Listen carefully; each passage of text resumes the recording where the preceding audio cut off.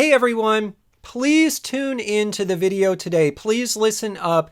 In my humble opinion, this is the most important video that I've shared here on YouTube about dividend stock investing. And so I want you guys, I got to ask a favor to please tune in and also please share this video. Share it with the media, share it with thought leaders, share it with your friends, share it around the internet. Because I believe right now, amidst this horrible global pandemic, there are certain narratives that are being told out there that are dangerous for the future of dividend investing. They are dangerous for the very tool that all of us use in our community, all 59,000 of us, to try and improve upon our lives. And so in particular today, I want to share some tweets. I'm going to share it on the screen right now that were shared very recently by Abigail Disney. And so Abigail Disney, and Abigail, I hope you're watching right now.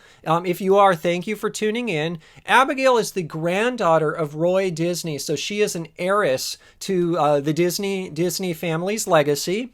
And she went on Twitter recently to share some perspectives on how Disney as a company is being managed. And she is very critical of the Disney dividend, of the share buybacks, of the executive compensation, and of the executive bonuses. And she was critical of this because just recently, Disney announced that 43,000 employees are being furloughed. And you know, my heart truly goes out to those employees. It is so tragic right now what is happening with this virus from a medical standpoint and also from an economics standpoint. My thoughts and prayers are certainly with these employees, and my thoughts and prayers are with the Disney company that the theme parks can open as soon as possible, as soon as it is safe to do so. And so Abigail's heart is with the employees, and she is critical of these comp programs and dividends because she is saying basically,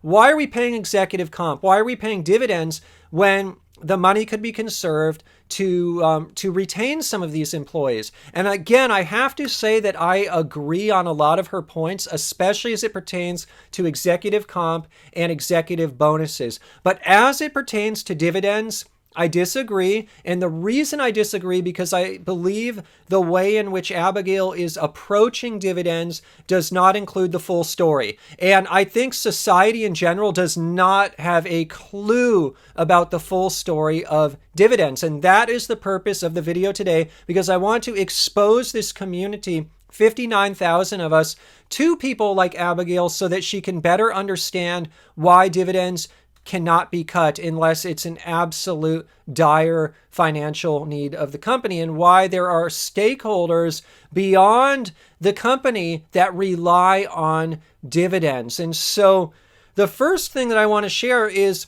dividends are for everyone. They are for everyone. And I have 4 points I'm going to go through today. The first one is dividends are for everyone. And there's this misconception sometimes out there that dividends, they're reserved for the rich. Dividends, they're reserved just for the executives at the company.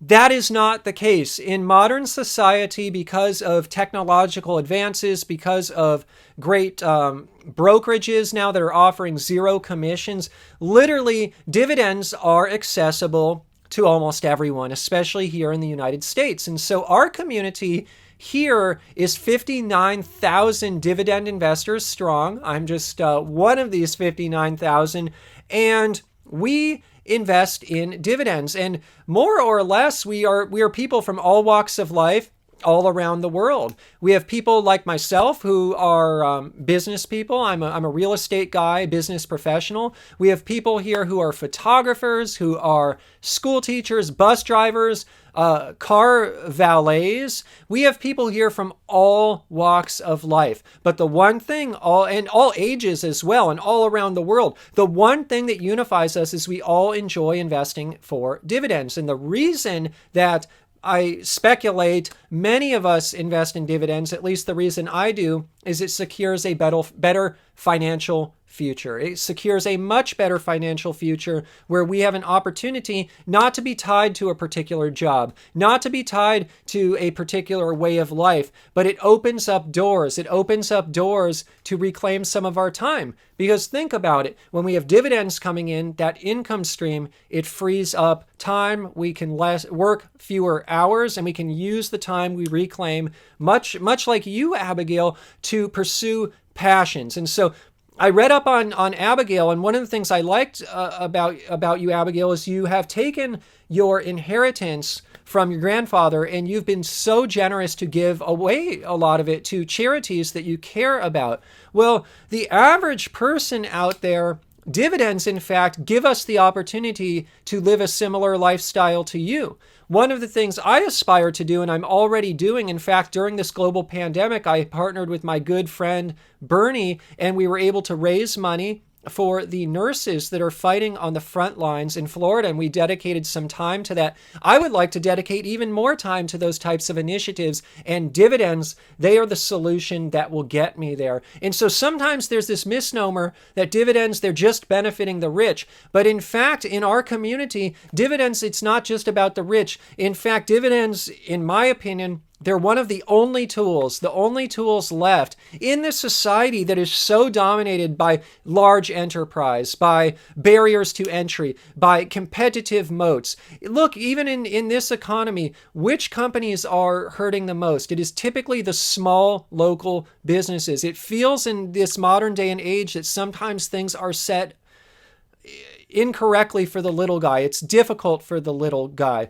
But the thing I want to share, and I think is so important about dividends, is dividends are one of the only tools left that empower the little person. And so cutting a dividend, it doesn't honestly hurt the executive because the big time boss, because maybe they have other money saved up. But what happens, and why I encourage companies not to cut dividends unless they absolutely have to, is it hurts the people that are in this community. It hurts the normal people. It hurts the retirees who are relying on fixed income to pay their bills. And so it is so important for society to realize that dividend investing, it's for everyone. And there are dividend investors that are collecting as little as, say, a few $100s a year, or even less. But this money is so meaningful. And if you take it away, it puts the average person at a financial disadvantage. And so my recommendation to the thought leaders out there, to the Disney company,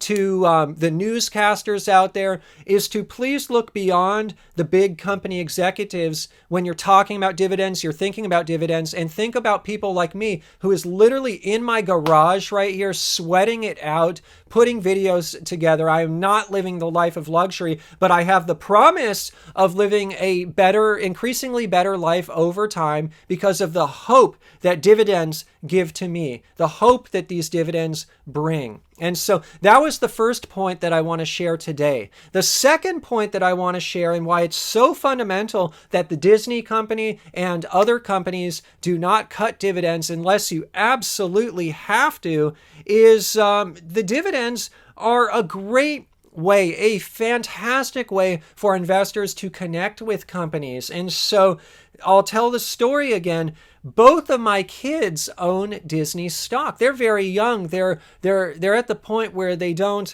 fully understand what stocks are. They're just young children. But over time, I'm going to use that stock ownership to educate them about personal finance. But by having the dividends, by having the Disney stock, honestly, it connects our entire family to Disney that much more. We took the opportunity recently to actually, before obviously the global pandemic, to visit the Disney Aulani Resort in Oahu, Hawaii. It was the experience of a lifetime. We hope to go back one day. It was just a magical experience. And I'll tell you, because our family owns shares of Disney, especially my two kids, I don't, but it gives us a different perspective and a brand loyalty and affinity to the company that we would never have otherwise. And now we seek out Disney experiences. We seek out the opportunity to buy the Frozen 2 Blu-ray disc and watch it at home as a family. We seek out these opportunities to go to Disney Aulani. We seek out these opportunities to double down on the Star Wars brand. And when we're playing Legos with my son, make sure to get him the Star Wars Legos, and so on and so forth. We have an affinity for the Disney brand because of the dividend. If, for example, the Disney management were to take away that dividend, look, I don't believe in selling stock, so my kids, I would just keep the stock they have, but I would probably find another company to have an affinity for and skew more that way, because ultimately the reason companies should be in business and are in business is to reward the people with dividends who stick it out with them over long periods of time. And oftentimes these people, it's not big timers, it's not huge net worth people, it's normal people who have been smart, scrappy, hardworking to put the money they can afford into the stocks for the long term. And so it sends a message, quite frankly, to Disney customers like myself and my family, that if the dividend is cut, it just gives us a different perspective on the company. And so what I would say is, by continuing the dividend, it allows Disney to actually retain and employ more people, because it brings more money through the door, because by paying the dividend,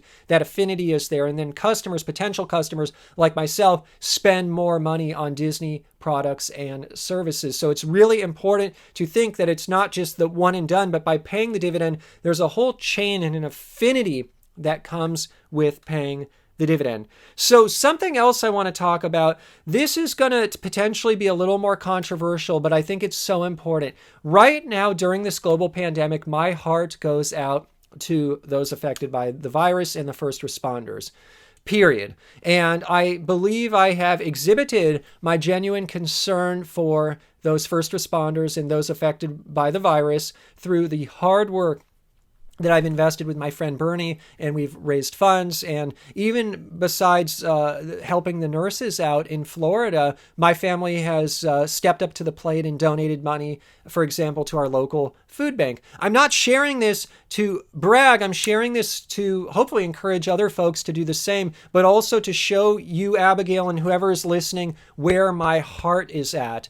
And so that being said, during this crisis, I believe there are people out there taking advantage. And this is one of the prime reasons I did this video today, is I want to spread this message and I want to set it right, because there's this concept, and I took some notes. That's why I'm glancing down here. But there's this concept here of, and I hate this quote, never let a good crisis go to waste. So I actually have used this quote before. And the reason I used it is I learned it at a company I used to work at. And it was a executive at the company who used to work at Microsoft and used to actually work high up at Microsoft, brought this quote. And I kind of just inherited it because my boss was saying it, and so I learned it. But what's funny is one day I mentioned that quote on this channel. This is a while ago, maybe 6 months ago. And one of my subscribers, bless you, this is why I love this community, because we're all learning from each other. He wrote a comment. I don't even know if I ever responded to the comment, but it got me thinking. He's like, Ian, be careful about the words you say. And so I looked, he's like, look up, where does those words come from? And, what does it really mean? And so I looked it up, and there's this concept of never letting the crisis go to waste.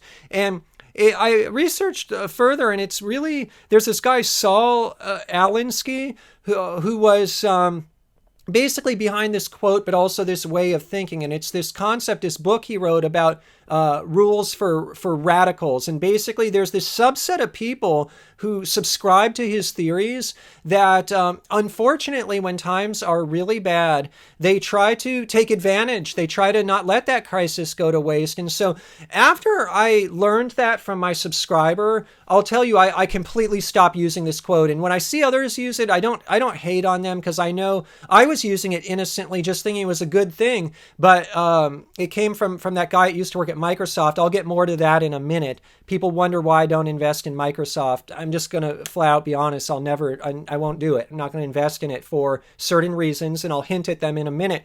But then again, I don't fault anyone who does, and I wish them all the best. I wish them much success.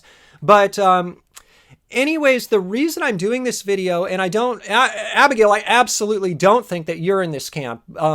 But the problem is with your message, people who are in this camp can take your message and spin it and spread it to basically try to remove dividends or try to take away dividends, try to change the laws around dividends. And the reason that is so risky and scary is there's people out there that are opportunists. They try to take advantage of a crisis. And there's people out there potentially right now trying to use a crisis right now rather than do good, rather than try to help the people who are sick or help the first responders. They're literally out there scheming, trying to figure out how can we get rid of dividends. Why do they want to do that? Because dividends, as I mentioned, are one of the only tools that the little guy sweating it out in his garage right now on a Friday night has to get from here to here. That's from down here to up here. That is one of the only tools that the little guy has anymore. And you start thinking, why would someone want to take away a tool that benefits the little guy? Well, you start thinking, why is it so hard for really small businesses right now? There are things happening in our world, unfortunately, at any given time that are not on the up and up, if you will. They're not coming from a good place. And so anyways, it kind of falls under this pattern of don't let a good crisis go to waste. I want to set this series of tweets right with this message because I'm hoping Abigail, newscasters, anyone watching shares my video to spread the truth. Because the worst thing that could happen right now is these nefarious people who are trying to take advantage get their way. They get their agenda. Get rid of dividends. That only penalizes the little guy even more, gives the little guy less freedom, less control, less opportunity. And unfortunately, that's what some people want. But I know, Abigail, your message is about helping the little guy. It's about helping those employees that were furloughed. It is so sad. And quite frankly, preserving dividends, encouraging dividends, allowing for dividends, that is a mechanism that does the same. It helps the little guy. It helps the guy right now in the garage sweating it out. And so with that, I want to get to the fourth point today, the last point, why dividends are so important and that I believe newscasters, influencers should really stand on the positive side of dividends is the dividends. They're very, very good for the economy. They're very good for jobs. And so there's this cycle. I like to call it the virtuous cycle. What happens when a company pays a dividend is, one, the dividend gives cash flow. It gives cash flow to someone like me, and I can just go out and use that cash flow to buy the Frozen 2 DVD, which is awesome. But there are other ways of looking at it. Companies that pay dividends and have a very strong financial reputation, they tend to have higher share prices. And when a company has a higher share price, generally speaking, it's easier for them to raise debt. It's easier for them to just issue more shares and raise capital that way. And it gives them opportunity to basically hire more people and have a more successful business. And so sometimes you think, cut the dividend, save the money, give it to the employees. But conversely, the company may actually have a better outcome if they pay the dividend, because one, it gets to the little guy like me, 59,000 of us here, but also by paying the dividend, it props up the share price. It makes the company more attractive to investors. When a company is more attractive to investors, it's easier for them to get money and financing, which makes it easier in turn for the company to thrive, to expand, to hire, to employ more people. And so I think dividends, from that standpoint, have this incredibly virtuous cycle. And I'd say there's kind of a fifth point that I just want to interject now is, in America, United States here, land of the free, I just think our forefathers fought so hard for our rights and our freedoms. And so during this time, I just want to remind, please be careful if there's certain rights that are being questioned, or there's certain rights that are being spun in a wrong way. Dividends, I believe, are one of those rights that should remain and should be very much celebrated. They should be celebrated because what they can do and the opportunity they can give to the little people, to the normal people. And so now that I've shared those points, just to add another level of flavor Abigail's tweets that I just don't think is a message that most people out there think, because most people think dividends, oh, it's just for the rich. Oh, it's just for the company executives. I want to also share, Abigail, I really do agree with your message on executive compensation, executive bonuses. Executive comp and executive bonuses, absolutely during this time. If a company is furloughing employees, laying them off, if a company is unable to take care of their employees, absolutely the exec bonuses and salaries should be questioned and should be, quite frankly, reduced temporarily at least to keep as many people on board. And quite frankly, I think that executives should be at companies that are facing those challenges should try, if they're able to, from a financial perspective, to even volunteer that, because that's what a leader does. A leader, in a tough time, will put their people ahead of them. And so to me, if executives are getting all these bonuses and such during times when they're laying people off, to me, that's not a sign of good leadership. And it's not a sign also of the board of directors really doing its complete job. And so that's something, I'm not just talking Disney here, I'm talking in general. I just want to put that out there. Look, if you're an executive out there at one of these companies, if you want to consider yourself a leader, look, take one for the team. I think this is the time to do it. Now, don't obviously do it so much that your own family is at risk, but my understanding at these companies, when folks at the top are making $10 million a year or more, there's more than enough money to sustain their own family. And so certainly think about what it means to be a leader. I agree with what Abigail said. Heck, cut the salary and pay out more dividends, because that would get to more people. And I'll tell you, the one nuance on what Abigail said about dividends that actually I want to point out is oftentimes at big companies, big executives get grants of stock. And because they get those grants of stock, then they get the dividends. Personally, I'm kind of a proponent, especially if the company performance and the market performance, the employment numbers don't warrant it. This is not a good time to be granting away company stock. Look, I work hard for my stock. Those shares of Disney that I buy my kids, I grind for them. I'm flat out grind to be able to buy those work hard to get those stocks. And so executives, I know they work hard too at the big companies, but I'm just saying, during these times, if employees are being furloughed, laid off, this is not the time to be granting executive stock at the company. I'm sorry. If executives want stock, they can use some of their salary, like I do, to buy some of the stock. And so I think that's an important nuance to mention. Now, one other thing Abigail mentioned is share buybacks. She was saying they're negative. I disagree with that. The benefit of the share buyback, if a company can pay for it through cash flow, is that it reduces the number of shares. And by reducing the number of shares, there's less dividends get paid out. And because less shares to pay the same dividend per share, if there's fewer shares go down, because the total money paid out is the number of shares times dividend per share. If the number of shares goes down, less cash flow out of the company. So stock buybacks are actually a way for companies to conserve cash flow, so they can still pay the little guy like me who's sweating it out in my garage the dividend, but they can conserve capital too by doing so. It helps them from a cash flow perspective, which is good from an employer employment standpoint, because then they have more money to pay employees or to hire more employees, so on and so forth. And so that's my message for today. It's a message that I don't know how it's going to be received. I know there's some things I mentioned today that are a bit controversial. They may ruffle some feathers, but I hope at least that folks out there will listen to my point of view. I think it's an important point of view. It's one that doesn't get discussed enough.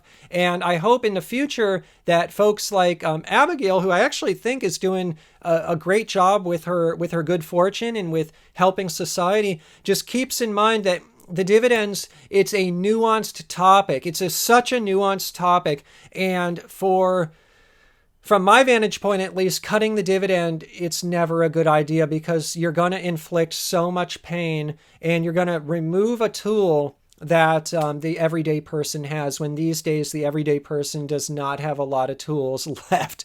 And so thank you for listening. If you enjoyed the video today, please share it, comment, like, subscribe. All of that means the world to me. I want to add a full disclosure that both of my kids own Disney stock. I purchase stock for them throughout the year on birthdays, holidays. It's my way of educating them and setting them up for hopefully better success even that I've been able to experience myself. We'll see. I hope as they get older, they really get excited about dividend investing like I do. It's sure a passion of mine. In terms of a disclaimer, today's video is not investment advice. I'm not a licensed investment advisor. Today's video, it's just for your fun and entertainment. If you're going to go out and invest in the stock market or anywhere else, please consult a licensed investment advisor first. Just sharing my personal journey here on YouTube for fun and entertainment. A lot of risk investing in the stock market, so definitely consult a financial advisor first. Thank you for watching. Thank you in advance for sharing the video. I'll see you all in the next video.